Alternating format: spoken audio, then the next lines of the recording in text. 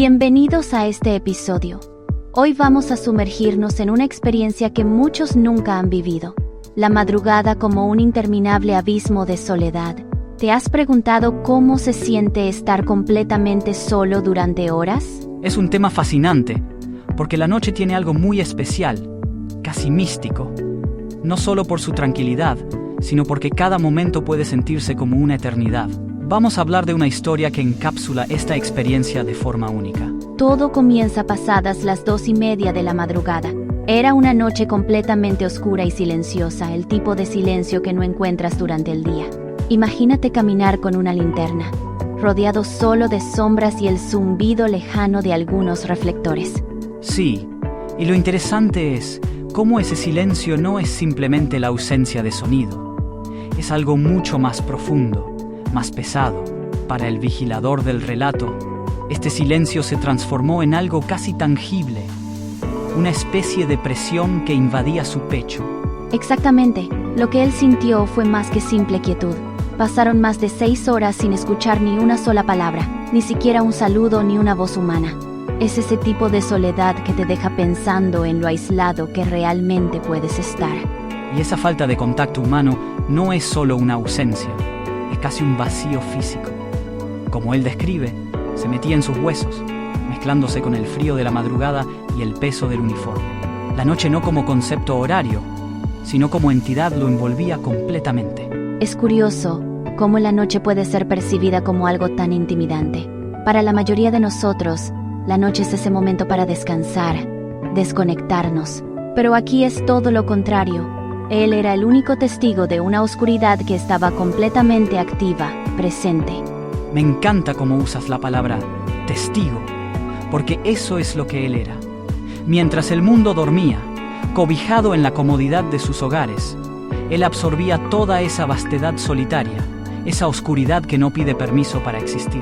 Claro, y es que en ese contexto, incluso algo tan simple como nuestra respiración puede convertirse en invasiva. Para él, su propia respiración sonaba como un intruso en medio de esa quietud absoluta. Eso es simbólico, ¿no crees?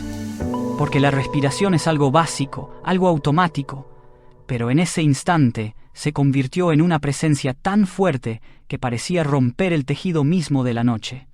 Es increíble cómo nuestras sensaciones pueden amplificarse tanto en esos escenarios. Y hablando de sensaciones ampliadas, el relato también menciona cómo el frío penetraba bajo su uniforme, junto con el zumbido eléctrico de los reflectores. No eran simplemente cosas físicas, todas estas percepciones formaban parte de un paisaje psicológico también. Absolutamente. Y lo interesante es cómo él parece consciente de esta conexión entre lo físico y lo emocional. El frío, la ausencia de ruido, el zumbido, todo era parte de una experiencia mucho más amplia, más psicológica. En resumen, creo que este relato nos deja pensando en dos cosas importantes. Primero, ¿qué significa realmente estar solo? Y segundo, la forma en que interpretamos la noche. ¿Es simplemente un espacio vacío o tiene su propia presencia, incluso su propia energía? Exacto. La noche no es solo la ausencia del día.